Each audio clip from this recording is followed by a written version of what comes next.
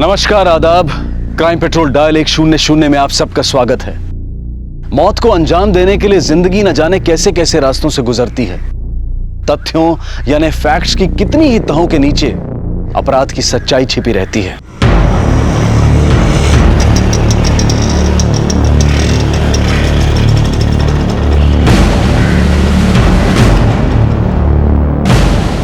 Sir, पलक को गायब हुए 48 घंटे हो गए।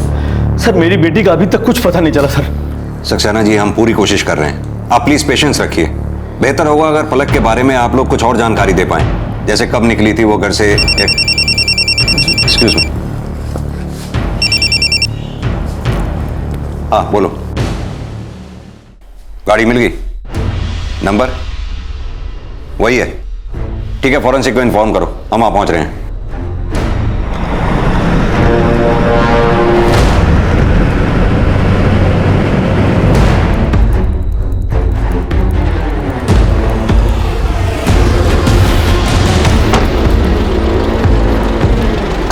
सर, गाड़ी के अंदर खून के निशान है और पूरी गाड़ी। ये मेरी बेटी की गाड़ी है। एक मिनट और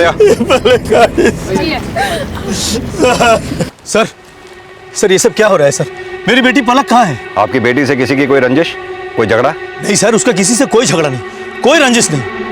हर रोज की तरह उस दिन भी वो घर ही आ रही थी। उसका फोन भी आया था। वो गाड़ी में अकेली थी साहब। तो फिर उसके पास पिस्तौल कहां से आई? पिस्तौल? नहीं साहब, उसके पास कोई पिस्तौल नहीं था। हमें पलक की गाड़ी से बुलेट का एम्प्टी शेल मिला है।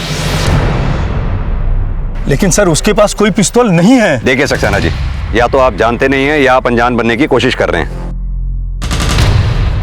आलम, सक्सेना जी का डीएनए के लिए ब्लड टेस्ट करवाओ। सर। आलम, फॉरेंसिक रिपोर्ट के मुताबिक गाड़ी से जो हमें खून के धब्बे मिले हैं वो किन्हीं दो लोगों के हैं, जिनमें से एक AB पॉजिटिव है और दूसरा B पॉजिटिव। और एक बात पता चली है कि ये AB पॉजिटिव वाला इंसान HIV पॉजिटिव भी है। हाँ सर, लेकिन पलक का ब्लड ग्रुप O पॉजिटिव है, तो पक्का ये उसका खून तो नहीं हो सकता। और इन सब बातों से ये तो कंफर्म है कि गाड़ी में कम से कम 3 लोग थे। 2 वो जिनके खून के धब्बे में गाड़ी में मिले, और तीसरी पलक जिसकी गाड़ी थी और जो भी मिसिंग है। पलक का मिसिंग होना और गाड़ी से इन 2 लोगों के खून के धब्बों का मिलना, इन दोनों के बीच की कड़ी ये HIV पेशेंट हो सकता है। चूंकि ये बीमारी कॉमन नहीं है, इसलिए इसके बारे में पता लगाना आसान है। एक काम करो, आसपास के क्लिनिक्स में HIV पेशेंट्स के बारे में पता करो, हो सकता है वो पेशेंट इनमें से ही कोई एक हो। सर, और एक बात, पलक के पिता राजेंद्र के घर पे भी सर्वेलेंस बढ़ा दो। पलक की गाड़ी से खून के धब्बे का मिलना और उसका गायब होना, जरूर कुछ ऐसा है इस लड़की की जिंदगी में जो अलग से चल रहा है। चल चल। है।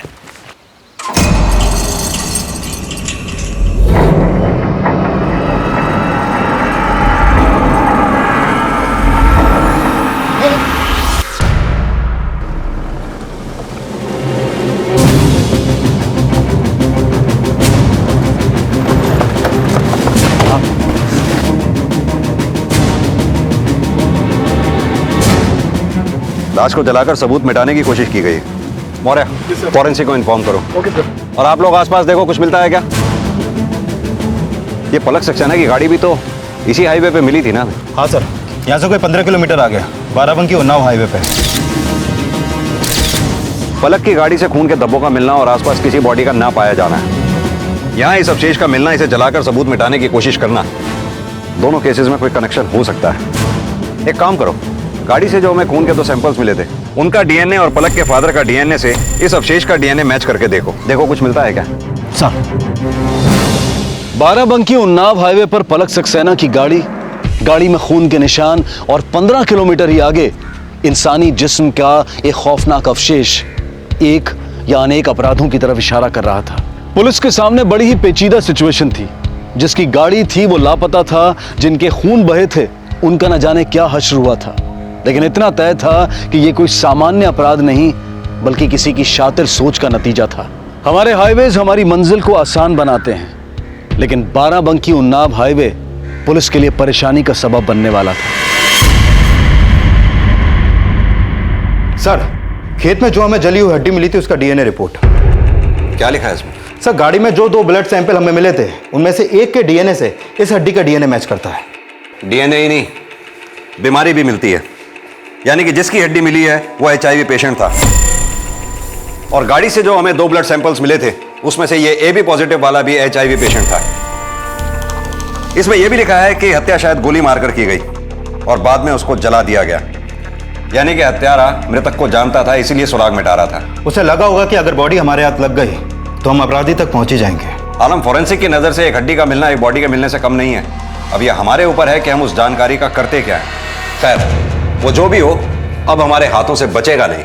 सर, आपका इशारा पलक की तरफ तो नहीं? अभी तक मिसिंग है वो? नहीं आलम, इस केस में सिर्फ पलक ही नहीं, कुछ और लोग भी शामिल हैं। सर ये अपना खबरी है बाराबंकी नया बाजार से, कुछ खबर लाया है। बोलो। सर उधर प्रॉपर्टी डीलर है नया बाजार में, 4 दिनों से गायब है। तो इसमें खबर क्या है? किसी काम से गया होगा? नहीं साहब, उसके अपने बंदे ऑफिस के लोग उसे ढूंढ रहे हैं। पुलिस कंप्लेंट नहीं की उन्होंने? नहीं सर, इसलिए तो शक हुआ, तभी तो आप लोगों को बताने आया। क्या नाम है उसका? मनोहर गुप्ता, वैसे उसे मोंटी बुलाते हैं साहब। उम्र 26-27 साल।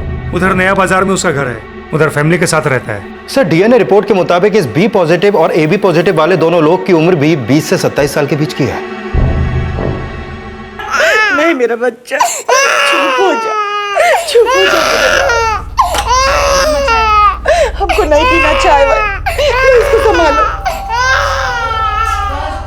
अरे चाय तो पी लो, अनशन करने से कुछ नहीं होगा, वो आ ही जाएगा। हर दूसरे दिन तो गायब हो जाता है मोंटी। लेकिन 4 दिन हो गए उसको यहाँ से गए हुए, ना कोई फोन, ना कोई खोज, ना खबर। हमेशा तो जाता था, कभी कानपुर, कभी लखनऊ, पर खबर तो करते थे, लेकिन इस बार तो उनका। अरे हम तो अभी भी कह रहे हैं कि पुलिस को खबर कीजिए। हाँ, बुला लो पुलिस को और दिखा दो घर, जवाब देते रहेंगे उनके सवालों के। पिछले शहर में बदनामियां कम हुई थी। अरे हम तो कहते हैं गया तो गया, कम से कम प्रिंट छूटेगा नालायक से। क्या अनाप शनाप बोले जा रहे हैं आप? कुछ समझ में आ रहा है कि क्या बोल रहे हैं? यहाँ मेरी जान पे बनी और आप कुछ भी बोले जा रहे हैं। मोंटी मोंटी गुप्ता यहीं रहता है? जी, वो मेरा बेटा है। कहाँ है वो? कानपुर गया। कब गया? यही कुछ दिन पहले। जब आपका बेटा घर से निकला उसके साथ में कोई था? नहीं, जब गया तो अकेले ही था। आप उनकी वाइफ हैं? जी सर। तो आपको तो पता होगा वो कहाँ गए। नहीं सर, इस बार वो कुछ कह के नहीं गए। गुप्ता जी, आपके बेटे के ऑफिस वाले 4 दिनों से उसे ढूंढ रहे हैं, आप भी ढूंढ रहे हैं 4 दिन से उसे, लेकिन आपने कंप्लेंट नहीं की। सर, 4 दिन से मेरा बच्चा गायब है। कब से इनको कह रहे हैं कि पुलिस पे कंप्लेंट कीजिए, पुलिस पे कंप्लेंट कीजिए, लेकिन मेरी तो कोई सुनता ही नहीं है। क्यों नहीं किया आपने कंप्लेंट? वो अक्सर जाता रहता है, कभी कभी हफ्ते भर के लिए। कोई नई बात नहीं है, बस इस बार वो कोई खबर नहीं की उसने, और उसका फोन भी स्विच ऑफ है। सर आप? गुप्ता जी, बाराबंकी उन्नाव हाईवे पर कुछ वारदातें हुई जिसमें हत्याएं भी हुई हैं, लेकिन बॉडी हमें नहीं मिली है, बॉडी पार्ट्स मिले हैं। अब आप हमें सही सही बताइए कि आपका बेटा है कहां? पिस्तौल रखता है बेटा आपका? पिस्तौल? जी मालूम नहीं, कभी देखा नहीं। यही है आपका बेटा? कसरती है?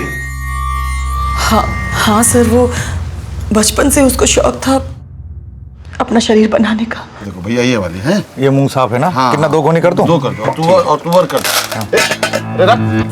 अरे पापा, इतनी कंजूसी मत करा करो, साथ में कुछ नहीं जाएगा। तेरे पेट में तो जाता है मुफ्त का, भट्टा बैठा है किसी ने चुका। अरे छोटे, खाने देना, घी गिरा तो खिचड़ी में ना। खा बेटा खा। भैया, अरे तू दाल बता। कसरत करने का और अच्छा खाने पीने का बहुत शौक है इसे। ये मोंटी आपका इकलौता बेटा है? जी नहीं, मेरी एक बेटी भी है, पूनम।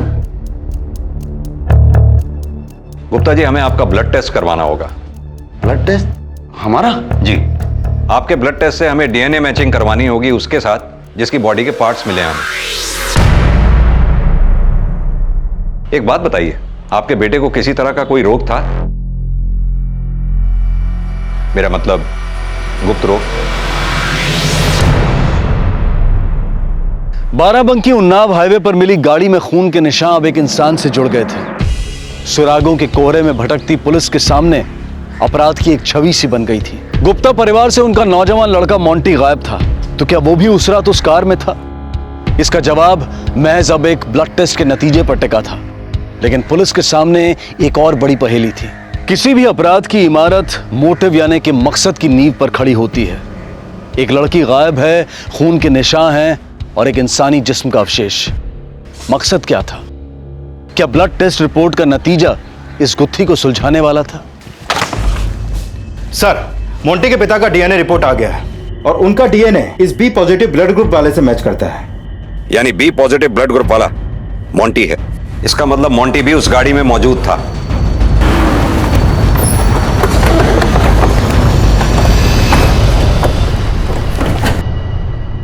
गुप्ता जी, जो हमें अवशेष मिले थे वो आपके बेटे मोंटी के नहीं है। लेकिन हां, हमें एक गाड़ी मिली है उसी रास्ते पे जिसे कोई छोड़ के भागा था। उसमें खून के धब्बे मिले हैं जिसमें से किसी एक के ब्लड का डीएनए आपसे मैच कर रहा है। मतलब साफ है कि मोंटी भी उस गाड़ी में था और वो गाड़ी इस पलक सक्सेना के नाम पे है। जानते हैं आप इसे? रिंकी जी, आप जानती हैं इसे? कभी आपसे जिक्र किया हो मोंटी ने? नहीं, कभी जिक्र तो नहीं किया। तो फिर आपका बेटा मोंटी इसकी गाड़ी में कर क्या रहा था? और वो अकेला ही नहीं, उसके अलावा एक और आदमी भी था उस गाड़ी में।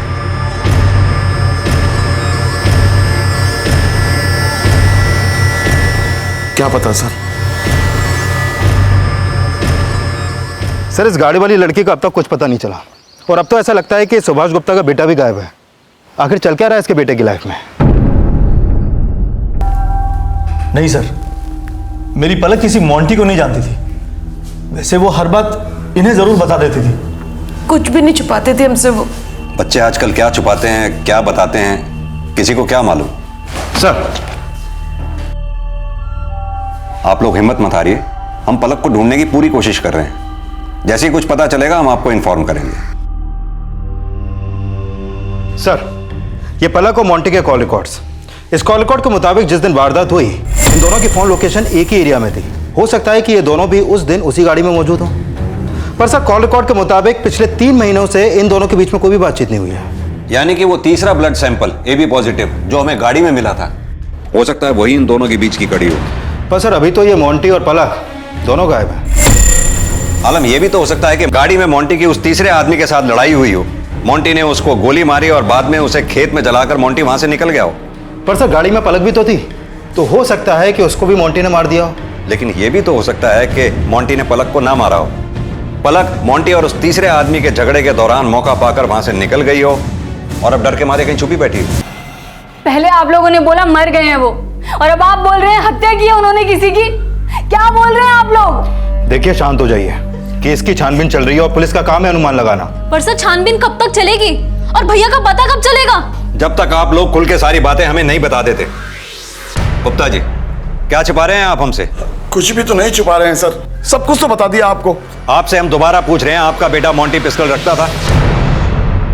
क्योंकि हमें जो गाड़ी मिली थी उसमें फायरिंग हुई थी और उसी में आपके बेटे मोंटी के खून के धब्बे भी हमें मिले हैं। मैं पहले ही आपको बता चुका हूं कि हम नहीं जानते कि वो पिस्तौल रखता था या नहीं। देखिए सर, मैं हाथ जोड़ता हूं आपके, हम पहले से ही बहुत परेशान हैं, अब हमें और परेशान मत कीजिए। आलम, मुझे लगता है ये गुप्ता परिवार जरूर हमसे कुछ छुपा रहा है। हाँ सर, मुझे भी ये लग रहा है। पहले तो सुभाष गुप्ता ने अपने बेटे के गायब होने के 4 दिन तक कोई रिपोर्ट नहीं लिखवाई और अब इतना कंसर्न दिखा रहा है। मेरे ख्याल से जब तक हम मोंटी और पलक के बीच की कड़ी, यानी वो तीसरे ब्लड सैंपल वाला आदमी जिसे एड्स था, उसे नहीं ढूंढ लेते, तब तक इस केस में किसी नतीजे तक पहुंचना मुश्किल होगा। ये मोंटी और पलक के कॉल रिकॉर्ड चेक करो, देखो कोई कॉमन नंबर मिलता है क्या। सर,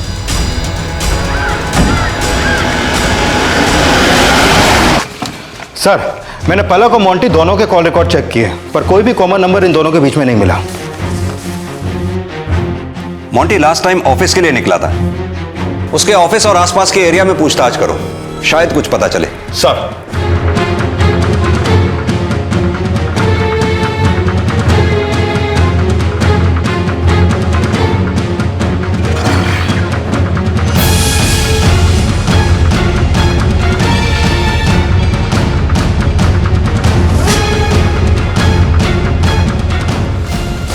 क्या बात है? यहीं पे काम करता है तू? जी सर। तो मोंटी कहाँ है? कोई खबर, कोई फोन उसका? पता नहीं सर, 8 दिन हो गए सर, पता नहीं कहाँ है सर। ये ऑफिस की चाबी तेरे पास ही रहती है? हाँ सर, ऑफिस की चाबी मेरे पास ही रहती है सर। अच्छा, ये मोंटी पिस्टल कहाँ रखता है? क्या सर? पिस्टल कहाँ रखता है मोंटी? हमें नहीं पता सर। दूसरे घर वालों की तरह तू भी ड्रामा कर रहा है? अंदर डालूंगा फिर मुंह खोलेगा। चल। था उनके पास सर एक पिस्टल।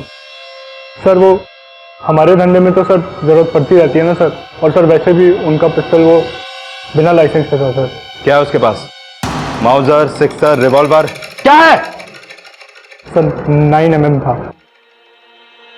9mm? और क्या पता बोल। बस सर। और बोल, सच सच बोल, जो भी जानता है। सर भैया जी जब लखनऊ से आए थे तो पिस्टल साथ लेके आए थे। लखनऊ से? हाँ सर, वो कुछ 6 महीने पहले आए थे और सब बताने को भी मना किया। लखनऊ से यहाँ क्यों आए थे? पता नहीं साहब, बसा बसाया सालों पुराना कारोबार था सर वहाँ। पता नहीं वो छोड़ के यहाँ क्यों आ गए। ठीक है, हमसे पूछे बगैर ये शहर छोड़कर जाइयो मत कहीं। और हाँ, अगर तेरे भैया जी का फोन तुझे आए तो हमें इन्फॉर्म जरूर करियो। जी सर। ये गुप्ता फैमिली जितना हमें बता रही है उससे कहीं ज्यादा ये हमसे छुपा रही है। इतनी बड़ी बात पचा गई है। एक काम करो, लखनऊ जाकर जरा ये गुप्ता फैमिली का हिसाब किताब पता करो। सर। अनजान रास्तों पर अनजान लोगों का मिल जाना कोई अचरज की बात नहीं है, लेकिन उनका किसी अपराध में इन्वॉल्व पाया जाना चौंका जाता है। पलक और मोंटी के बीच में कभी कोई बात नहीं हुई थी, ऐसा उनके फोन रिकॉर्ड से पता चलता है। लेकिन फिर भी अपराध की उस रात दोनों साथ थे। पुलिस ने पलक का बैकग्राउंड चेक कर लिया था, लेकिन उन्हें वहां कोई संदिग्ध बात नजर नहीं आई थी। इसलिए पुलिस अब मोंटी की जिंदगी को खंगालने में जुट गई थी।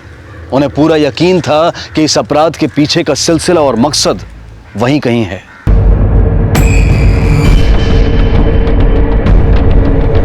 सर, मोंटी का चाचा यहीं पे आगे रहता है। शंभूनाथ गुप्ता नाम है उसका। यादव, गाड़ी लेफ्ट में ले लो।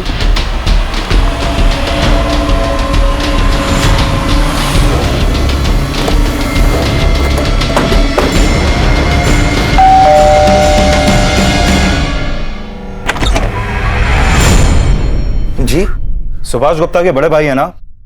जी। पहले आप दोनों भाई साथ में रहते थे ना यहाँ पर? जी जी। फिर अचानक चले क्यों गए वो यहाँ से? देखिए सच सच बताइएगा, वरना थाने ले जाकर पूछताछ करनी पड़ेगी आपसे। हम भला झूठ क्यों बोलेंगे? वो छोटे की बहुत बदनामी हो रही थी बहू के कारण। सुभाष! सुभाष! हाँ भाई। छोटे देख, ये क्या आया मोबाइल में? बहू की कैसी तस्वीर आई है? अरे क्या गुप्ता जी, दुकान छोड़ के क्या नया धंधा शुरू कर दिया? बहू को भी लगा दिया लाइन पे?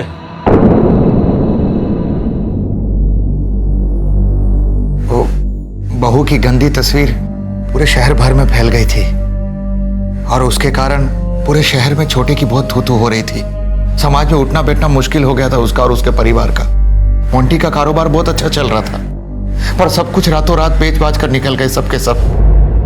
किराने की दुकान हम दोनों भाई मिलके चलाते थे, पर सुभाष ने चाबी मेरे हाथ में दे दी और चला गया। अच्छा, मोबाइल में जो एमएमएस निकाला था वो किसने निकाला, कुछ पता चला? नहीं साहब, पता नहीं किसकी हरकत थी वो। और कौन कौन रहता है आपके साथ यहाँ पर? अभी तो हम पति पत्नी रहते हैं। एक बेटा है राजेश, वो दिल्ली से सिविल की तैयारी कर रहा है। बाराबंकी की पुलिस मोंटी के चाचा शंभूनाथ गुप्ता से मिलने के बाद जब घर के बाहर पहुंची तो पता चला कि मोबाइल पर फैलाई गई मोंटी की बीवी की अश्लील तस्वीरें दरअसल अविनाश नाम के एक लड़के ने अपलोड की थी। सुनिए, ये सुभाष गुप्ता यहीं पे रहते थे ना? हाँ साहब, यहीं रहते थे, पर साहब वो तो सबके सब फरार है। क्या है ना साहब, उनकी बहू की तस्वीरें ना मोबाइल में आ गई थी। जी नहीं साहब, उसका तो लफड़ा चल रहा था। अरे वो क्या नाम था उस लौंडे का? अविनाश। हाँ अविनाश। उसका मोंटी के साथ पहले से ही कुछ झगड़ा चल रहा था साहब। अविनाश ने तो बदला लिया है साहब। उसने पता नहीं मोंटी की बीवी की तस्वीर कैसे निकाल ली। अरे वो क्या बोलते अपना, वो कंप्यूटर से निकाल ली होगी। नहीं जी, ओरिजिनल थी सर, एकदम असली थी सर। अच्छा किया यहाँ से भाग गए साहब, किसी को मुंह दिखाने लायक नहीं रहे। मोंटी का बस चलता तो उसकी औरत और उस लौंडे अविनाश का दोनों का कत्ल कर देता साहब वो। ठीक है।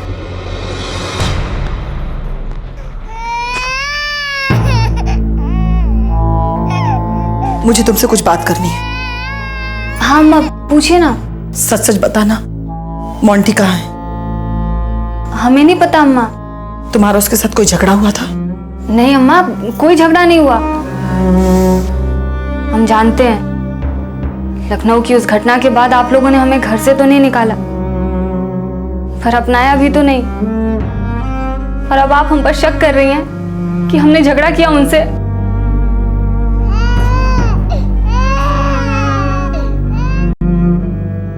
जिस नंबर से एमएमएस आया था उसके बारे में कोई इन्फॉर्मेशन मिली? नहीं सर, हमने पता करने की कोशिश की तो पता चला कि वो नंबर किसी फेक आईडी से लिया गया था और वो नंबर सिर्फ एक ही बार इस्तेमाल हुआ था। अविनाश के घर चलते हैं। अब अविनाश ही बताएगा कि उसने ऐसा क्यों किया।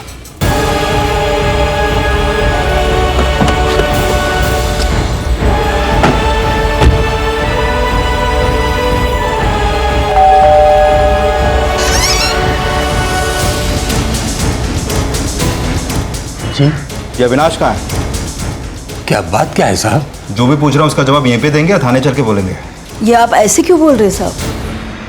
8-10 दिन हुए हैं, वो लखनऊ में नहीं है अविनाश। फिर कहाँ है अभी? गया होगा कहीं घूमने फिरने, उसकी तो घूमने फिरने की आदत है। ये रिंकी का एमएमएस उसी ने बनाया था ना? नहीं साहब, हमारा बेटा ऐसी ऊंची हरकत नहीं कर सकता। ये प्रॉपर्टी डीलर मोंटी गुप्ता से कोई पुराना झगड़ा था ना उसका, तब उसका बदला उसकी बीवी से निकाल लिया। नहीं साहब, हमारा बेटा अविनाश ऐसी गंदी हरकत कभी नहीं करेगा। ठीक है, आपको हमारे साथ चलना होगा, अपना ब्लड टेस्ट करवाना होगा। और हाँ, आपके बेटे को कोई गुप्त रोग है, मतलब HIV? नहीं साहब, हमारा बेटा बिल्कुल तंदुरुस्त है। और आप ये ब्लड टेस्ट की क्या बात कर रहे हैं? थाने चलिए, आपके सारे जवाब मिल जाएंगे। चलिए। फोरेंसिक जांच और मेडिकल रिपोर्ट से यह बात साफ हो गई थी कि खेत में मिली पैर की हड्डी अविनाश की ही थी और साथ ही यह भी साबित हो गया था कि अविनाश ही HIV से ग्रसित था। हालांकि उसके परिवार को उसकी इस बीमारी के बारे में कोई खबर नहीं थी। मामला गहरा था, पेचीदगियां बढ़ती जा रही थी, तर्क बहुत थे लेकिन सबूत और सुराग आपस में मिल नहीं रहे थे। और सबसे बड़ी पहेली यह थी कि पलक सक्सेना का इस पूरे मामले से क्या रिश्ता था। ये कौन व्यक्ति था जिसने पलक को अगवा किया था और उसे लगातार टॉर्चर कर रहा था, और क्या संबंध था इस आदमी का मोंटी और अविनाश से। शातिर अपराधी का मकसद उलझने पैदा करना और सवालों के रास्ते पर पुलिस को गुमराह करना होता है, लेकिन अपराध छुपता नहीं, अपराधी बचता नहीं और सवालों के जवाब भी देर सवेर मिल ही जाते हैं। मुझे लगता है उस दिन मोंटी का अविनाश के साथ गाड़ी में झगड़ा हुआ। मोंटी ने अविनाश पे गोली चलाई और बाद में उसकी लाश को जलाकर फरार हो गया। तो सर फिर इस पलक सक्सेना का इस वारदात और इन लोगों से क्या कनेक्शन हो सकता है? क्योंकि कॉल रिकॉर्ड के मुताबिक पलक ने ना तो मोंटी और अविनाश से कभी बातचीत की और ना ही इन लोगों ने एक दूसरे को कभी मैसेज भेजे। लेकिन सर चौंकाने वाली बात यह है कि इन तीनों के कॉल रिकॉर्ड के मुताबिक ये तीनों ही उस दिन उसी गाड़ी में मौजूद थे। या तो ये हत्या मोंटी ने अकेले की थी या फिर इस हत्या में मोंटी के साथ पलक सक्सेना भी शामिल थी। मतलब आपके कहने का यह है कि... एक मिनट, हाँ बोलो। क्या?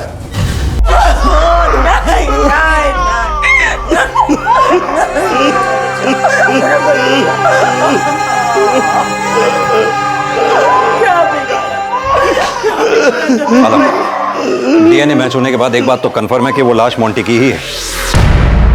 अब बची पलक। या तो यह हत्या पलक ने की है या फिर किसी से करवाई है। आखिर ये पलक है कहां? ये सब हमारी गलती का ही नतीजा।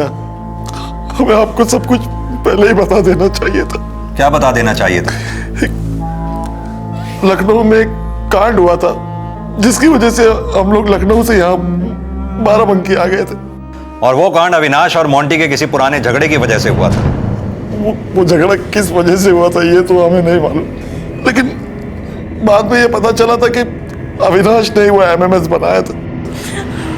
क्यों ये भी हमको नहीं मालूम। मेरा बेटा, मेरा मोंटी बहुत अच्छा था। चुप रहने से काम नहीं चलेगा। जो मालूम है वो बताओ, इससे पहले कि फिर कोई नया कांड हो जाए। क्या बताएं सर? बात बताने लायक हो तब तो बताएं। जो भी बात हो वो बोलो। सर ये सब लोग हमारी इज्जत उछालने पे लगे हुए हैं, जबकि इस सब की जड़ पूनम है। मोंटी की बहन? जी सर, उसकी वजह से ही मोंटी और अविनाश एक दूसरे से नफरत करते थे। मतलब? सर एक रोज मोंटी ने पूनम और अविनाश को, उन्होंने घर पर आकर हमें सब कुछ बताया, लेकिन फैमिली की बदनामी ना हो इसलिए उन्होंने ये बात कभी भी किसी से भी नहीं बताई। पर अविनाश, उसके सर पे तो खून सवार था। बदला लेने की धमकी दी थी उसने। और सर, उस दिन जब क्या हुआ? मुझे लगा वहां कोई है।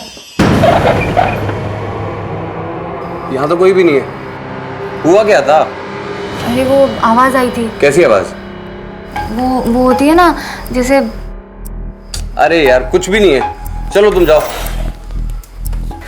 उस दिन तो समझ नहीं आया वो आवाज कैसी थी, पर उसके कुछ समय बाद जब हमने हमारा एमएमएस देखा तो हम समझ गए ये काम अविनाश का ही है। तुमने कहा मोंटी और अविनाश के बीच झगड़ा हुआ था लखनऊ के पार्क में। उस झगड़े के बाद पूनम और अविनाश क्या फिर भी मिलते रहे? सर, उसके बाद क्या हुआ हमें नहीं पता।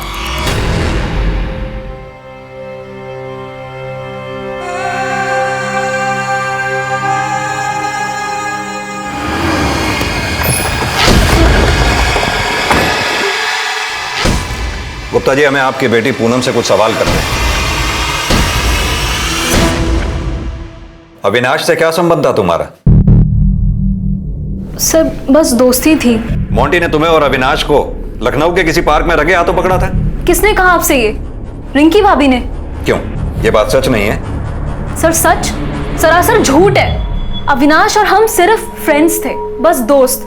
वो मेरे कॉलेज में पढ़ता था। हाँ, कभी कभी वो हमारे घर आता था। सच तो ये है, भाभी भैया से फ्रस्ट्रेट होकर अविनाश को पटाने लगी और फिर वो लोग रोज मिलने लगे। ये जो तुम कह रही हो, अगर ये बात सच है तो इसका कोई सबूत है तुम्हारे पास? सर, मेरे पास इस बात का कोई सबूत नहीं है, पर यही सच है क्योंकि मुझे भैया ने खुद बताया था और उन्होंने मुझे मना किया था मैं किसी से ये बात ना कहूं, मम्मी पापा से भी नहीं। नहीं सर, इस बारे में हमको नहीं पता। तभी तो मेरा बेटा मर गया। क्या क्या सह रहा था वो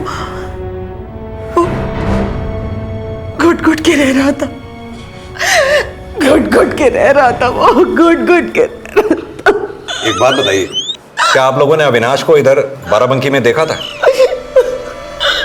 कभी नहीं देखा उसको। सर, आपको क्या लगता है ये लोग जो बोल रहे हैं वो सब सच है? हो सकता है ये सब लोग एक दूसरे पर बेबुनियाद आरोप लगा रहे हैं। पर क्यों करेंगे वो ऐसा?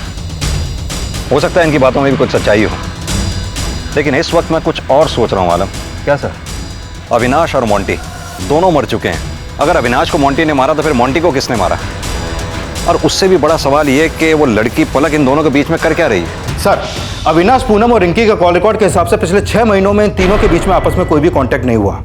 लेकिन सर ये देखिए, लखनऊ में रहने के दौरान मोंटी की बहन पूनम और अविनाश के बीच काफी बातचीत होती थी, लगभग रोज, घंटों तक। झूठ है सब झूठ है अम्मा। चक्कर तो इसका चल रहा था अविनाश के साथ। वो बस हमारा दोस्त था, बस दोस्त। कोई संबंध, कोई अफेयर नहीं था हमारा उसके साथ। और अम्मा, झूठ तो भाभी बोल रही हैं अपनी करतूत पे पर्दा डालने के लिए। अम्मा, हम अपने बच्चे टिंकू की कसम खा के कहते हैं हमारा कोई संबंध नहीं था किसी के साथ।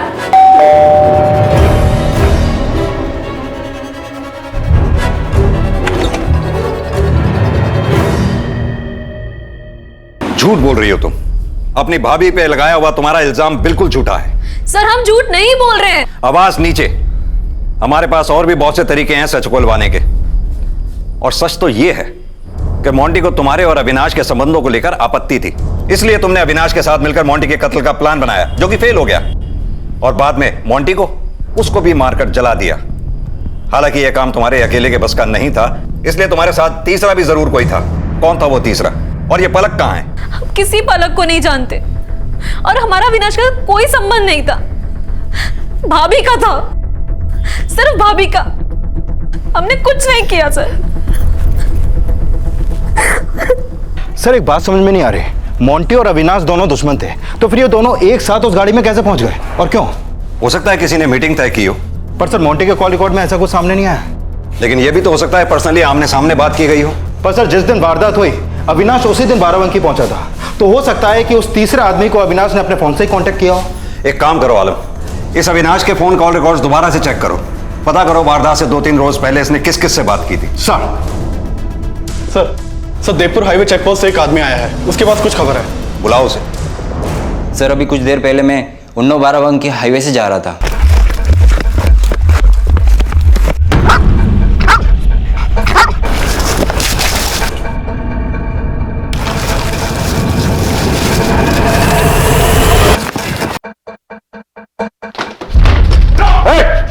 खबरदार, कहाँ है लड़की?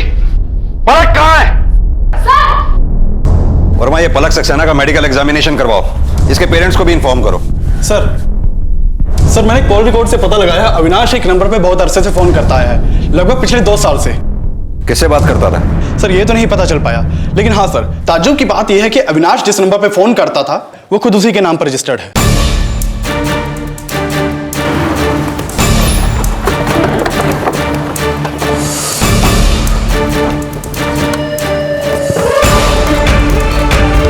सर ये देखिए, वही नंबर है।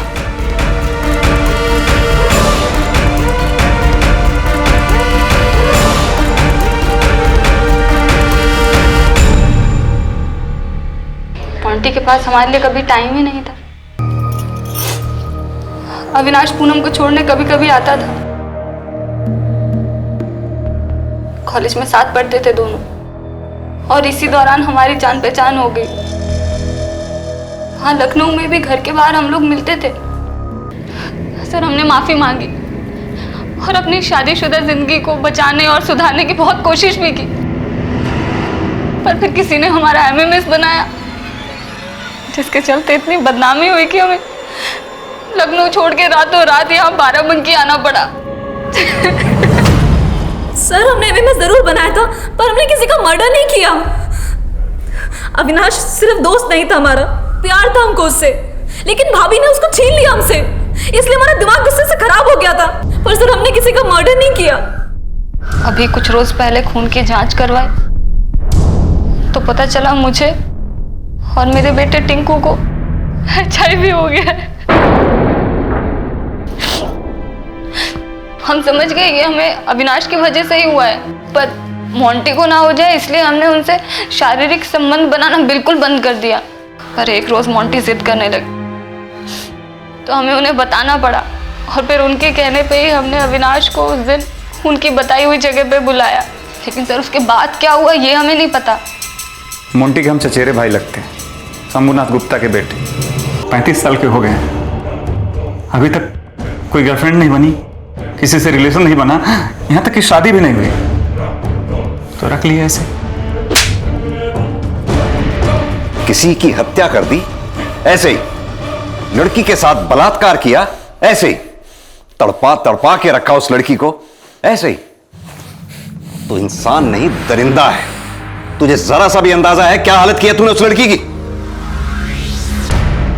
सड़ सारी उम्र ऐसे ही।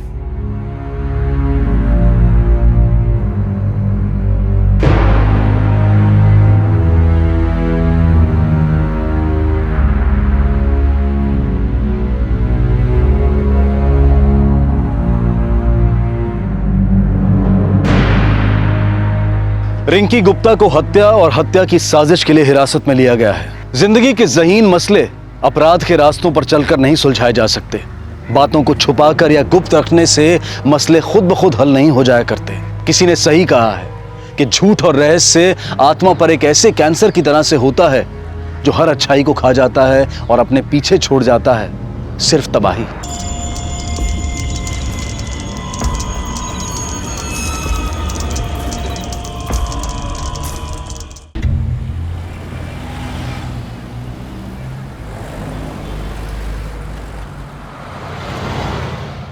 सर पूजा का कुछ पता चला? पूरा 1 दिन हो गया उसका कुछ पता नहीं चला। उसका फोन भी स्विच ऑफ आ रहा है। वो लड़की ऐसा कभी नहीं करती है। मुझे पता नहीं मेरी बच्ची कैसी है, कहाँ पर है। एग्जैक्टली कितने बजे गायब हुई थी पूजा?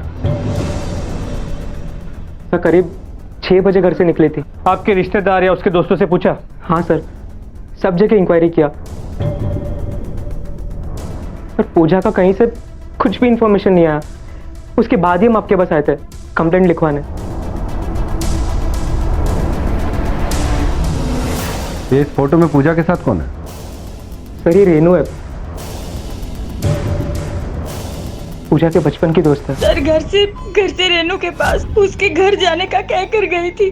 तब रेनू यही बगल के मोहल्ले में रहती है और ये दोनों अक्सर साथ में टाइम स्पेंड करते हैं। कल रात को भी पूजा रेनू को ही मिलने गई थी, उसके बाद से गायब है सर।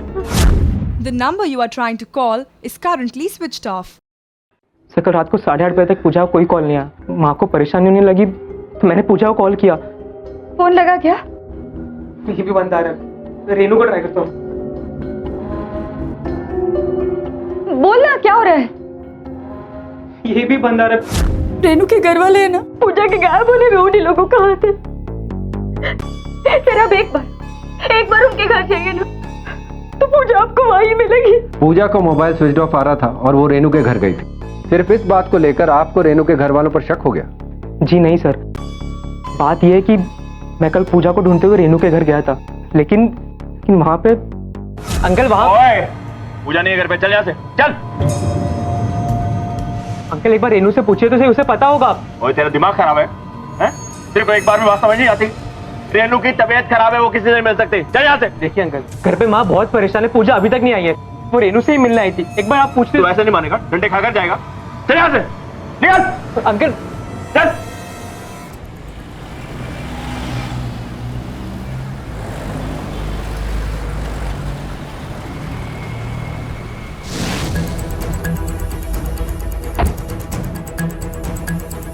सुनिए इंस्पेक्टर साहब, अमन जो है ना एक नंबर का झूठा है, फरेबी है, धोखेबाज है। मेरी लड़की को गायब कर मुझ पर इल्जाम लगा रहा है। क्या रेनू भी गायब है? जी हाँ जी, अमन के घर गई है जी पूजा से मिलने के लिए, बस तभी से उसका फोन स्विच ऑफ आ रहा है। मुझे तो लगता है जी ये अमन का ही हाथ है बच्चे। रेनू के गायब होने के पीछे अमन पे शक करने की कोई खास वजह? जी रेनू अमीर है और वो कंगले। सर जी बात तो बिल्कुल साफ है, ये ना मोटा पैसा हटना चाहते हैं जी। लेकिन फिरौती के लिए अभी तक कोई डिमांड नहीं हुई। नहीं जी। रेनू कल शाम से गायब है और आपने पुलिस में रिपोर्ट नहीं करवाई? सर जी हम लोग पुलिस स्टेशन के लिए निकलने ही वाले थे। जी हाँ, बस जा ही रहे थे जी पुलिस स्टेशन कंप्लेंट करने। आपकी बेटी कल शाम से गायब और कंप्लेंट लिखाने अब जा रहे हैं। कल रात को जब 8 बजे तक रेनू घर नहीं लौटी ना, तब जी उसे फोन किया। The number you have dialed is switched off. Please try again later. पूजा का फोन नंबर नहीं था जी हमारे पास। मुझे उम्मीद थी कि रेनू पूजा के घर होगी और मैं पूजा के घर गया। रेनू कहाँ है? कहाँ है रेनू? रेनू का है मुझे कैसे पता होगा? चल पूजा को पता होगा, पूजा को बुला चल। देखिए रेनू तो यहाँ है नहीं और रही बात पूजा की, वो सो रही है, उसे बहुत तेज पुकार है, वो किसी से नहीं मिलेगी। ओए रेनू गायब है, पूजा को बुखार है। हट बदतमीज, मैं खुद जाके देख लूंगा। चल बेट। ये क्या कर रहे हैं आप? पूजा बीमार है, सो रही है, झूठ बोला था हमसे। ना तो वहां पर रेनू थी और ना ही पूजा थी। हंसती खेलती उन लड़कियों के साथ अचानक ऐसा क्या हुआ कि उन्हें अपना घर छोड़ना पड़ा? क्या उनके गायब होने के पीछे उनके माता पिता का हाथ है? लेकिन क्या कोई माता पिता अपने ही बच्चों को गायब कर सकते हैं? क्या सच है, क्या झूठ है, क्या है इन सब के पीछे? कहां गई वो दोनों लड़कियां?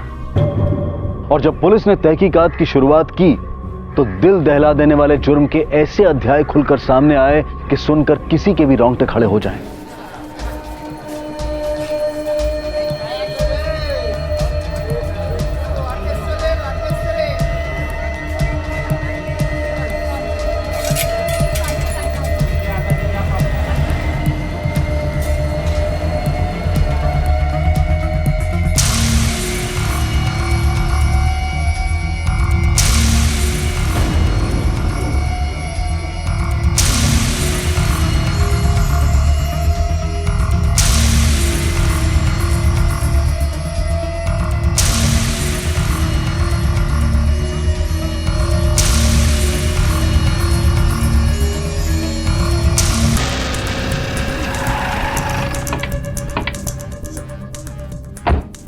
रेनू और पूजा एक दूसरे के घर जाने के लिए अपने अपने घर से निकले थे, लेकिन उसके बाद दोनों गायब हैं।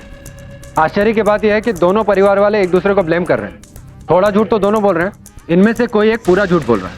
लेकिन एक बात समझ में नहीं आती कि इन दोनों लड़कियों को एक साथ अपना टारगेट कौन बनाएगा और क्यों? दोनों लड़कियां एक दूसरे की बहुत अच्छी दोस्त थी, तो हो सकता है कि दोनों का दुश्मन भी एक हो। दोनों लड़कियां एक ही कॉलेज में पढ़ती थी, पॉसिबिलिटी है कि वो दुश्मन भी उसी कॉलेज में पढ़ता हो।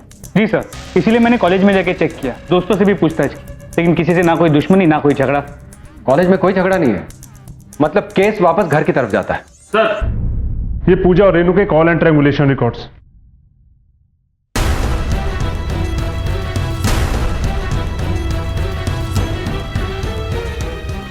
अनिल ये देखो, 24 मार्च को रेनू और पूजा दोनों के मोबाइल फोन एक साथ स्विच ऑफ हुए और दोबारा कभी ऑन नहीं हुए। लोकेशन भी सेम है, नजफगढ़। सर सब कुछ पूरी तरह प्लान किया गया है। बिल्कुल। तुम रेनू और पूजा की फोटोग्राफ हर जगह सर्कुलेट कराओ, दूसरे पुलिस स्टेशन को भी इन्फॉर्म करो और नजफगढ़ जाकर पता लगाओ कि किसी ने उन्हें वहां देखा तो नहीं है। सर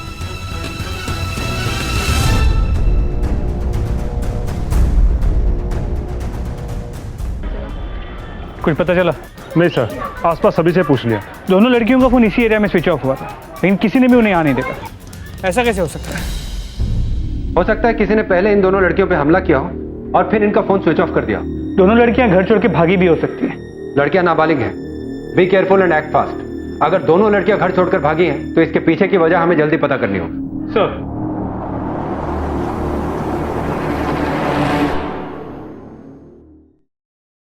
देखो, नीचे करो तो ऊपर करो तो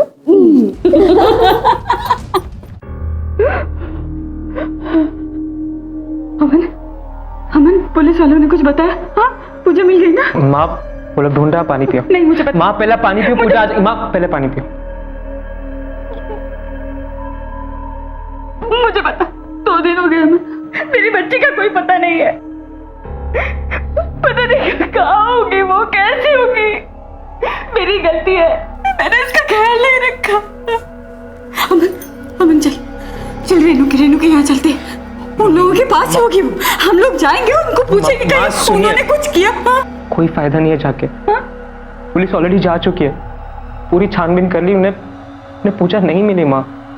फिर भी अगर आप चाहते हो तो मैं एक बार हो आता हूँ। रेनू के घर वालों ने कुछ किया होगा तो थोड़ी बताएंगे। मैं चलती हूँ तेरे साथ, उनके पैर पड़ जाऊंगी, भीख मांगूंगी, मुझे मेरी पूजा दे दो। माँ टेंशन मत लीजिए। क्या बात कर रहे है तू? कैसा भाई है तू? तुझे चिंता नहीं होती? तेरी इकलौती बहन है। देख, तुझे अगर शांति से बैठना है ना तो तू शांति से बैठ। मैं चैन से नहीं बैठूंगी जब तक मुझे मेरी पूजा नहीं मिलती। अरे चल कुछ करना।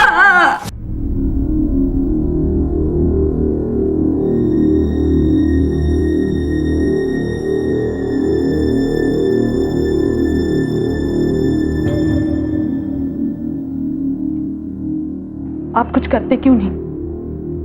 3 दिन हो गए रेनू को गायब और आपने अभी तक पता करने की कोशिश भी नहीं की। आप बस में उसे घर लेके आएंगे ना? आप उसे घर लेके आइए, मैं उसे सब समझा दूंगी। आप तो चुप कर, क्या रट लगा रखी है बार बार? रेनू को लेकर आओ। दिमाग खराब है?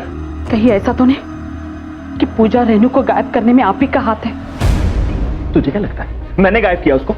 तेरा दिमाग तो नहीं खराब हो गया? अरे बेटी है मेरी वो, मुझे भी चिंता है। तुम्हारी तरह बैठ के 24 घंटे रो नहीं सकता हूं, इसका मतलब ये नहीं कि अपनी बेटी से प्यार नहीं करता हूं।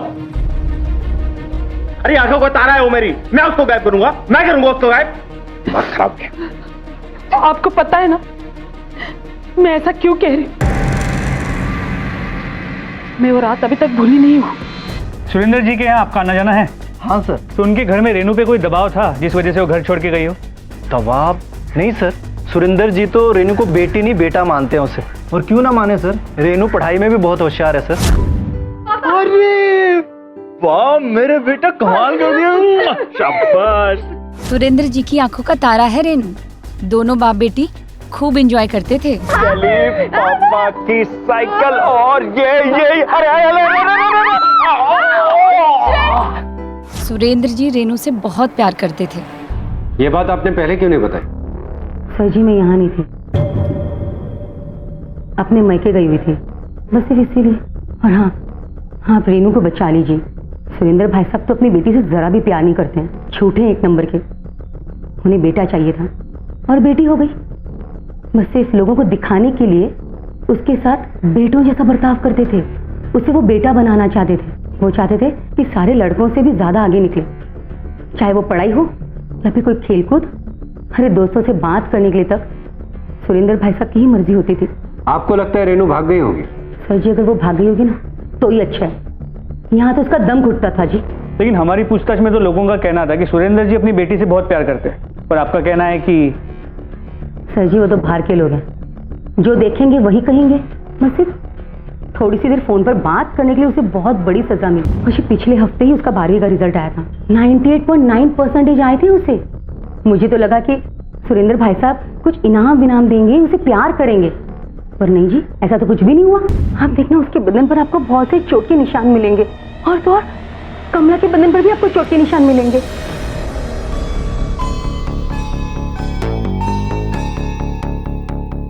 ये निशान मार के हैं? नहीं जी, ये चोट के निशान है, मार के नहीं। झूठ बोल रहे हैं आप, साफ पता चल रहा है कि ये मार के निशान। सच सच बताइए, आपके पति आप पर हाथ उठाते हैं? नहीं जी, इन्होंने आज तक मुझ पर कभी हाथ नहीं उठाया। और ये निशान तो किचन में खाना बनाते वक्त जलने के हैं। हमसे कुछ मत छिपाइए अगर आप चाहती हैं कि हम रेनू को जल्द से जल्द ढूंढ निकालें। देखिए, मैंने जो कहा वही सच है। आप प्लीज मेरी रेनू को वापस लेके आइए। रेनू की माँ की चुप्पी और उसके बॉडी पे चोट के निशान, दोनों अलग अलग कहानियां बयान करते। बबीता को छोड़ के बाकी सबका कहना है कि सुरेंद्र अपनी बेटी से बहुत प्यार करता था। सुरेंद्र भाई साहब तो अपनी बेटी से जरा भी प्यार नहीं करते हैं, उन्हें बेटा चाहिए था। उसके नेबर्स भी यही कह रहे हैं। लेकिन एक बात तो क्लियर है अनिल, उस पूरे घर में कोई भी आदमी औरतों की इज्जत नहीं करता। सिर्फ केस बड़ा उलझा हुआ है। रेनू का अपने पिता के डर से घर छोड़ के जाना समझ में आता है, लेकिन इस सब में पूजा का रोल समझ में नहीं आता। सिर्फ अपनी दोस्ती निभाने के लिए वो रेनू के साथ अपना घर छोड़ के चली गई। लेकिन पीएसआई चौधरी,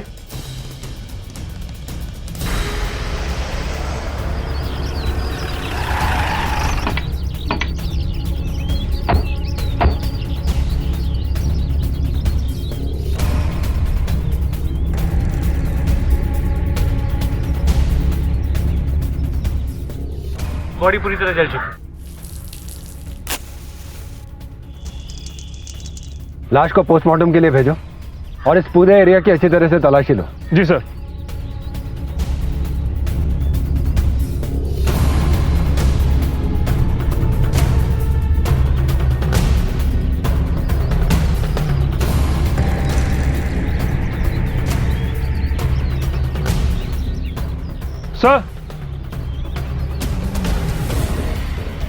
सर ये बैग मिला सर। पुलिस को जली हुई लाश और जले हुए कपड़ों के पास रेनू का आईडी कार्ड मिला, जिसने पुलिस को इस नतीजे पर पहुंचाया कि लाश रेनू की ही है।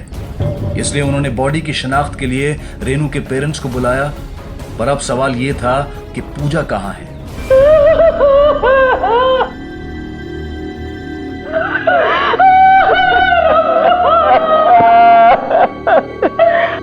ये मेरी रेनू नहीं हो सकती। बच्ची को क्या हो गया? पोस्टमार्टम रिपोर्ट के बाद ही हम किसी कंक्लूजन पर पहुंच पाएंगे। अगर वो लाश रेनू की है तो उसके कातिल को हम जरूर ढूंढ लेंगे। प्लीज आप कातिल को जल्दी ढूंढिए, जल्दी ढूंढिए।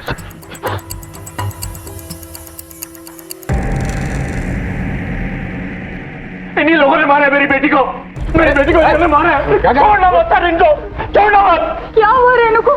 क्या हुआ? इतना बोया बनने की जरूरत नहीं है। क्या मतलब? मतलब ये कि तुम लोगों ने हमारी बहन रेनू को मर्डर किया है। ये पागल हो गए क्या तुम लोग? हम क्यों मारेंगे रेनू को? अरे झूठ बोल रहा है, इसीलिए मारा है मेरी बेटी को। आप ऐसी कैसे बात कर रहे हैं? मेरी बेटी भी तो गायब है, उसके बारे में कुछ पता चला तो? आपकी बेटी को हम ढूंढ रहे हैं।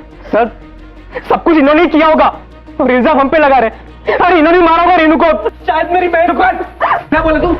हम मारेंगे, हम मारेंगे। अरे तुम क्या यहाँ पर? चुप, सच का पता हम चला लेंगे। पुलिस तहकीकात कर रही है।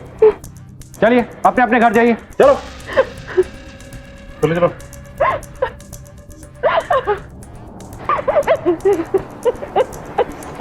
सर ये पोस्टमार्टम रिपोर्ट।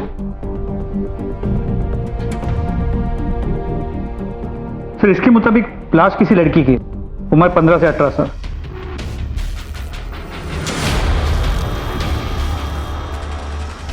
रेनू की आईडी की वजह से पुलिस वाले और परिवार वाले उसकी रेनू की लाश के रूप में शिनाख्त करते हैं। लेकिन दिलचस्प बात यह है कि रेनू जिंदा है, तो फिर यह लाश किसकी है? या फिर कोई उस लाश से रेनू को मरा हुआ साबित करना चाहता है? क्या उसे घर वालों से खतरा है? और अगर है तो वो इसके लिए पुलिस की मदद क्यों नहीं लेती? दोनों फैमिली के लोग एक दूसरे पे इल्जाम लगा रहे हैं। ये चल क्या रहा है? जल्दी पता चल जाएगा कातिल आखिर कब तक छिपा रहेगा। एक बात समझ में नहीं आ रही, लाश विक्टिम की आइडेंटिटी छुपाने के लिए जलाई जाती है, लेकिन यहाँ रेनू का पर्स लाश के पास ही में मिला। थोड़ी अजीब बात है, ये गलती से हुआ है या प्लांटेड है? सर पूजा मिसिंग, कहीं ऐसा तो नहीं कि रेनू का मर्डर पूजा ने किया है और अब वो फरार है? पॉसिबिलिटी है, लेकिन एक इतनी अच्छी दोस्त अपनी दोस्त को क्यों मारेगी? ये तभी हो सकता है जब उनके रिलेशनशिप में कोई कड़वाहट आई हो। इनके रिलेशनशिप की अच्छी तरीके से जांच पड़ताल करो। सर एक और पॉसिबिलिटी ये भी है कि शायद रेनू का मर्डर किसी और ने किया और अब वो पूजा को भी मारना चाहता। पूजा की जान भी खतरे में हो सकती है। ये भी पॉसिबिलिटी हो सकती है। इस केस को हर एंगल से देखो, लेकिन ध्यान रहे रेनू को हम खो चुके हैं, अब पूजा नहीं। उसे हमें जल्दी ही ढूंढ निकालना है। सर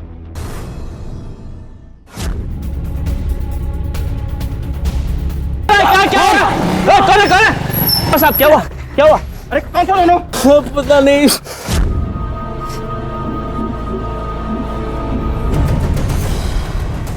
साहब मुझे पूरा यकीन है कि वो रेनू के भाई थे।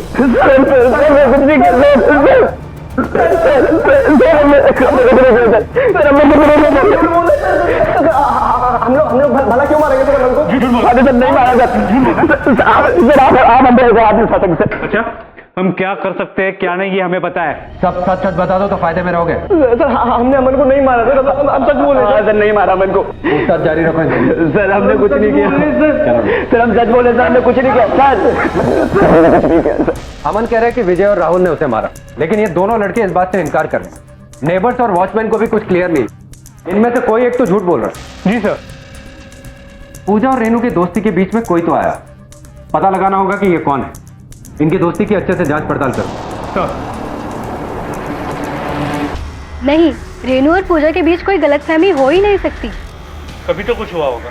नहीं सर, मेरे सामने तो कभी ऐसा नहीं हुआ। पूजा और रेनू तो बहुत अच्छे दोस्त थे, उनकी कभी लड़ाई नहीं होती थी। वो ज्यादा समय एक दूसरे के साथ ही गुजारते थे। रेनू और पूजा के बीच की फ्रेंडशिप, उनके लव अफेयर्स, बॉयफ्रेंड्स या उन दोनों का किसी के साथ लव ट्रायंगल, जो कुछ भी पता है सब बताओ। सबकी अच्छी बनती थी। अमन रेनू का बॉयफ्रेंड था, इसलिए लव ट्रायंगल का कोई चांस ही नहीं है। तुम्हारा और रेनू का अफेयर था, यह बात तुमने हमें क्यों नहीं बताई?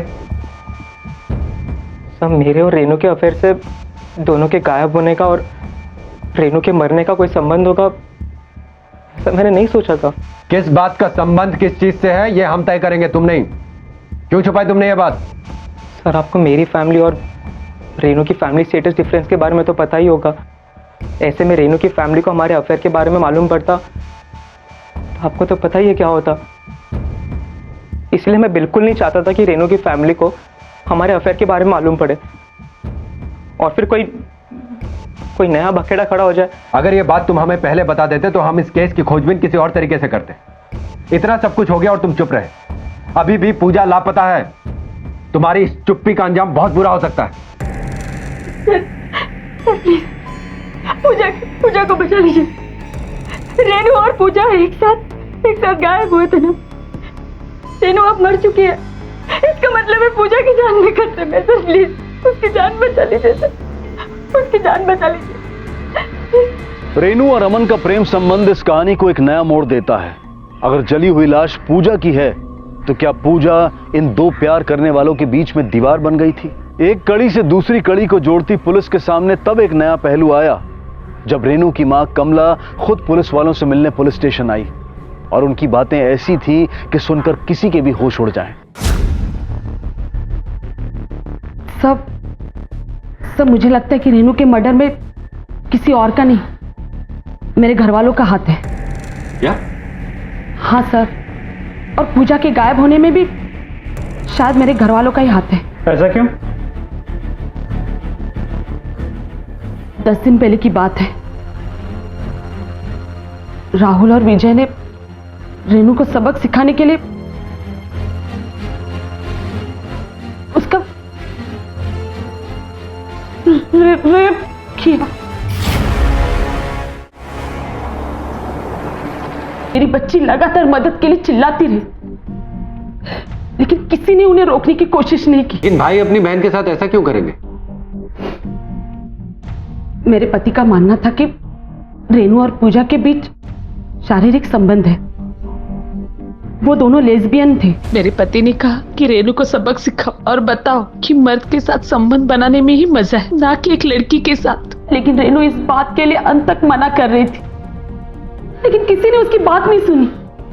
रेनू और पूजा के बीच के इस रिलेशन के बारे में उन्हें कैसे पता चला? वो विजय का कहना था कि उन दोनों को गलत अवस्था में देखा था। रात भर उन लोगों ने उसके साथ अत्याचार किया। ये बातें आपने हमें पहले क्यों नहीं बताई? मैं डरी हुई थी सर। मुझे लगा अगर मैं आपके पास आऊं तो मेरी बेटी के साथ और जुर्म होगा, लेकिन जब रेनू की लाश मिली तब मैंने सोचा कि अब चुप नहीं रहूंगी। बड़ी मुश्किल से मैं घर में झूठ बोलकर आई हुई।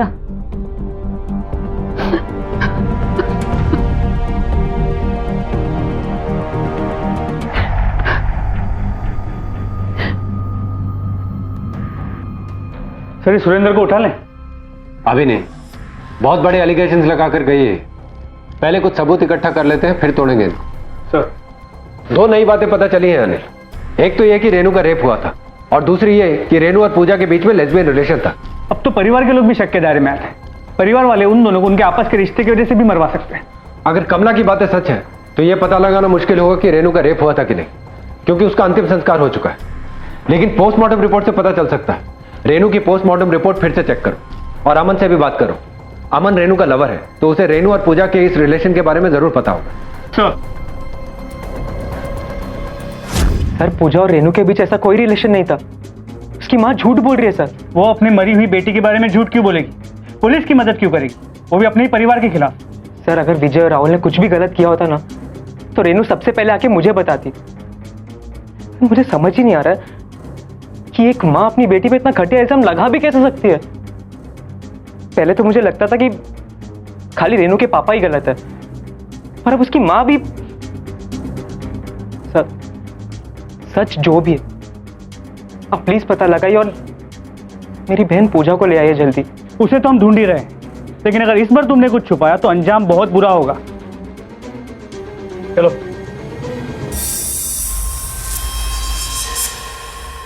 सर, पोस्टमार्टम रिपोर्ट के मुताबिक रेनू के साथ कोई सेक्सुअल हैरेसमेंट नहीं हुआ है।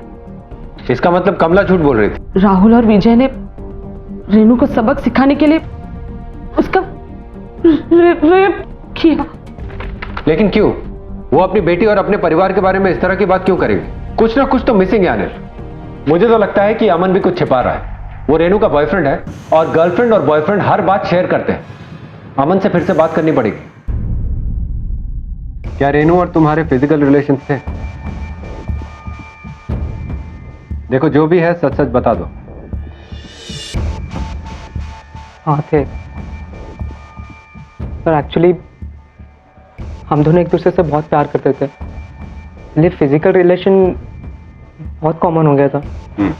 ठीक है, चलो। अमन कह रहा है कि उसके और रेनू के बीच में फिजिकल रिलेशन है, लेकिन पोस्टमार्टम रिपोर्ट से तो ये पता नहीं चला। सर, ये भी तो हो सकता है कि बॉडी रेनू की हो ही ना। अमन के बयान से पुलिस भी असमंजस में पड़ जाती है। अब सबके सामने एक ही सवाल है कि ये जली हुई लाश किसकी है? कौन है वो जो पुलिस को गुमराह करके उनकी आंखों में धूल झोंक रहा है?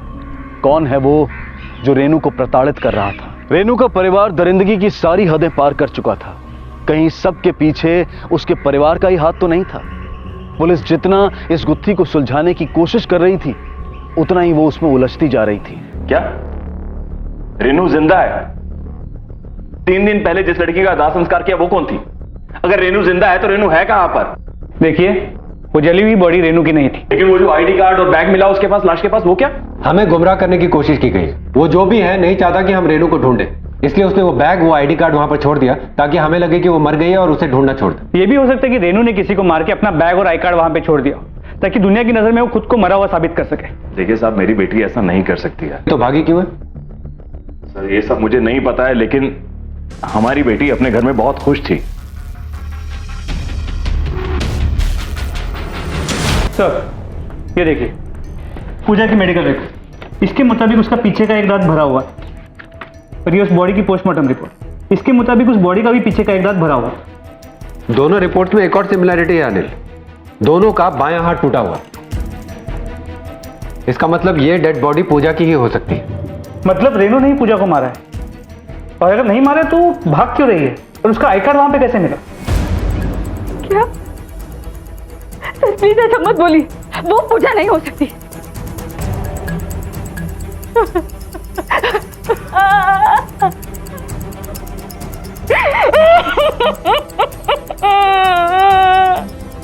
उसने कभी किसी का बुरा नहीं चाहा। हम जल्दी पता लगा लेंगे कि वो कौन है जो ये सब कर रहा है।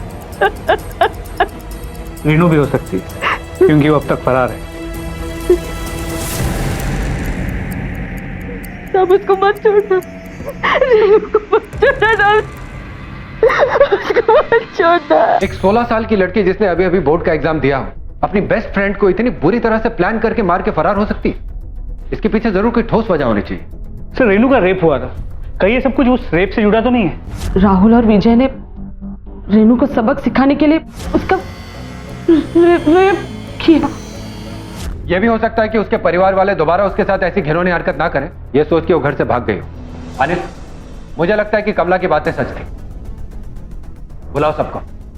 बताओ क्यों रेप किया अपनी बहन का? और तुम वहां खड़े खड़े सब कुछ देखते रहे। अरे किस मिट्टी के बने हो तुम? सर ये आप क्या कह रहे हैं सर? हम क्यों करेंगे सर? सर ऐसा अपनी बहनों को रेप कैसे कर सकते हैं?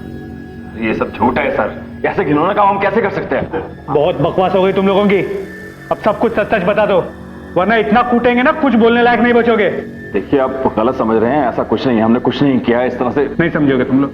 सर हम सच बोल रहे हैं। करो खातिरदारी इनकी। सर नहीं, सर क्यों करें? अरे सर नहीं, सर हमने कुछ नहीं किया। सर बहुत तोड़ा उन्हें, लेकिन कोई भी रेप वाली बात से मना कर रहे हैं। ठीक है, जाने दो उनको, लेकिन नजर रखना। सर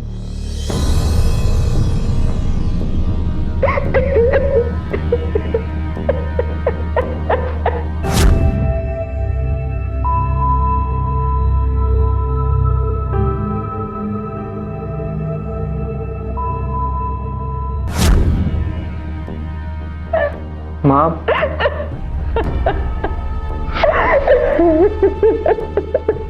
आप संभालो अपने आप को। रेनू और पूजा के फिजिकल रिलेशन के बारे में अगर अमन को पता चले तो वो कुछ भी कर सकता था, क्योंकि वो रेनू से बहुत प्यार करता था। कहीं इसीलिए तो उन दोनों को नुकसान नहीं पहुंचाया। बुलाओ उसको। आप लोग मुझ पे क्यों शक कर रहे हैं? मैंने रेनू को नहीं मारा, और ना ही रेनू और पूजा के बीच में ऐसा कोई भी रिलेशन था। झूठ बोल रहा है तू। सर मैंने पहले भी कहा है, रेनू सिर्फ मुझसे प्यार करती थी, उसके और पूजा के बीच में ऐसा कभी भी कोई भी रिलेशन नहीं हो सकता। तुमने पहले भी मुझे घुमाया, अभी भी घुमा रहा? हाँ ठीक है सर, मैं आपको यकीन दिलाता हूँ, मेरे पास ऐसा कुछ है जिससे प्रूव हो जाएगा कि मैं सच बोल रहा हूँ।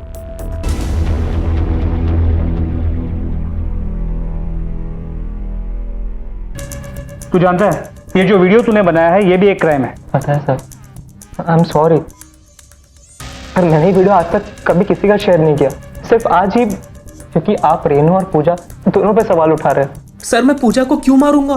मेरी छोटी बहन है वो सर। सर प्लीज आप उसके कातिल को ढूंढ लीजिए, और रेनू को भी। अनिल, यहाँ पर तो ऐसा कुछ नहीं है जिससे ये साबित हो कि रेनू और पूजा के लेस्बियन रिलेशन थे। सर आपस के मैसेज कन्वर्सेशन चेक करते हैं। मैसेजेस ओपन करो।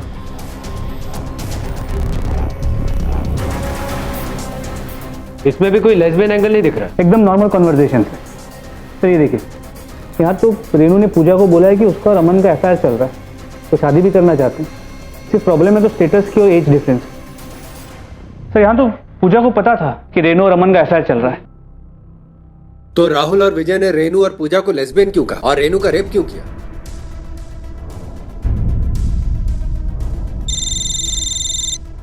पीएसआई चौधरी कहां पर? ठीक है हम अभी आते हैं। सर जंगल में एक और जली हुई लाश मिली है। चलो मनोज गाड़ी निकालो। आइए, पहचानने की कोशिश कीजिए। कातिल ने बॉडी जलाने की कोशिश की थी, लेकिन कल रात बारिश हुई तो बॉडी पूरी तरह जली नहीं है। रेनू को किसी ने 4 दिन से बंदी बना के रखा था। जहां उसे रखा होगा एरिया आसपास का ही होना चाहिए, वरना वो उसे यहां लाके क्यों मारता? पूजा को भी जलाकर ही मारा गया था। हो सकता है दोनों को साथ में बंदी बनाकर रखा गया। तुम सही कह रहे हो अनिल, वो एरिया यहीं कहीं आसपास का होना चाहिए। इस पूरे एरिया की अच्छी तरह से तलाशी लो। सर। इंस्पेक्टर साहब आप जाइए और पता लगाइए कि रेनू को किसने मारा है। हमें हमारा काम मत समझाओ, हमें सब पता चल गया है कि तुम्हारे सामने इन दोनों ने रेनू का रेप किया था।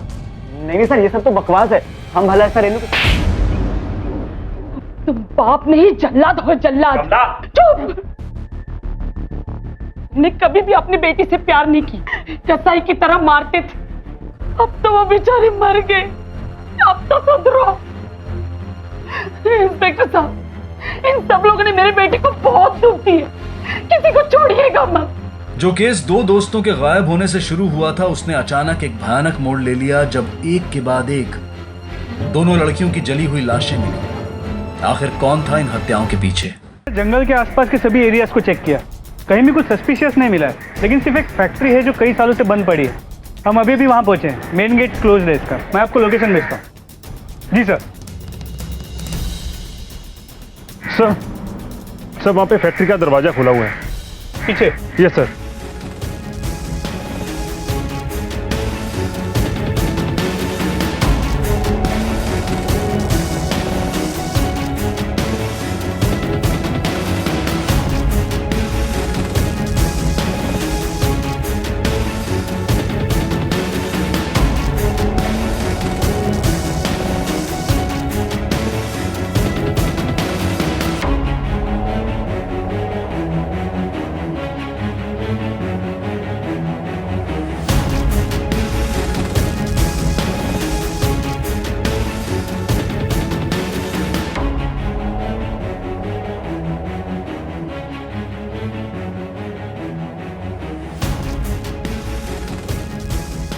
कुछ मिला ना?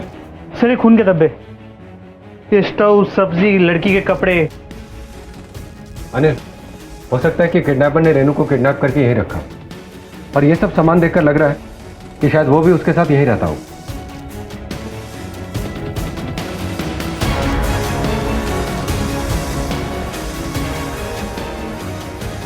सर वहां पे ये हेलमेट का ये लॉक मिला है सर।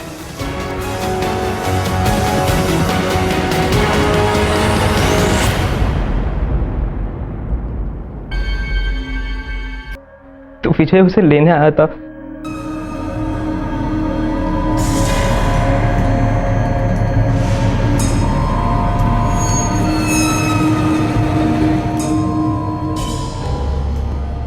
और उसने रेनू को पूजा के साथ देख लिया था। पूजा के साथ देखकर उसने कुछ भी गलत मतलब निकाल लिया।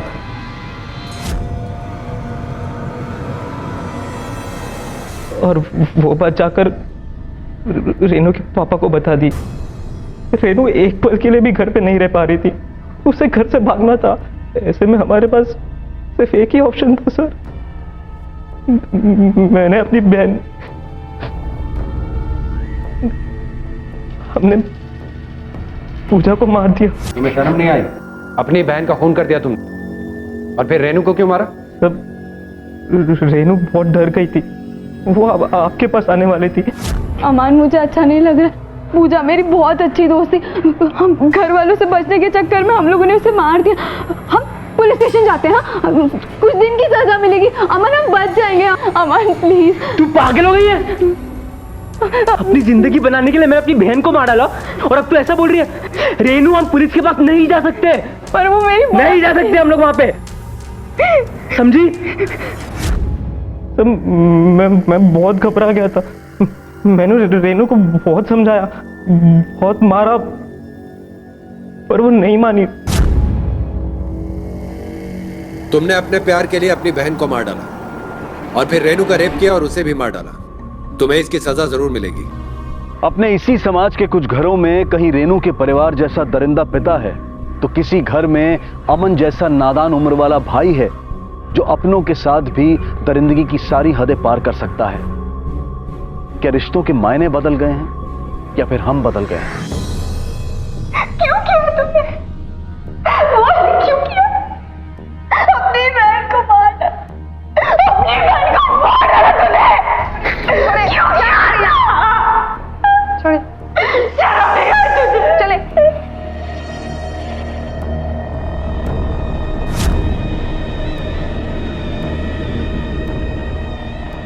ये बेहद जरूरी है कि माता पिता अपने और अपने बच्चों के बीच में एक ऐसा माहौल तैयार करें जहां वो उनके उज्जवल भविष्य की बातें उन्हें प्यार मोहब्बत से समझा सकें, ना कि उन पर सख्त पाबंदियां लगाकर। और बच्चों के लिए भी ये समझना बेहद जरूरी है कि इस उम्र में गलत प्यार मोहब्बत में फंसना और घर छोड़कर भाग जाने का फैसला उनकी पूरी जिंदगी तबाह कर सकता है। इसी विचार के साथ अब मैं अनूप सोनी आपसे विदा लेता हूं। फिर मुलाकात होगी अगले एपिसोड में एक और चौंका देने वाले केस के साथ। तब तक अपना और अपने परिवार का ख्याल रखें और देखते रहें क्राइम पेट्रोल डायल 100। सबक एक को सीख हम सबको। जय। क्राइम पेट्रोल के और भी दिलचस्प कहानी देखने के लिए हमारे चैनल को सब्सक्राइब करें और बेल आइकॉन दबाना न भूलें।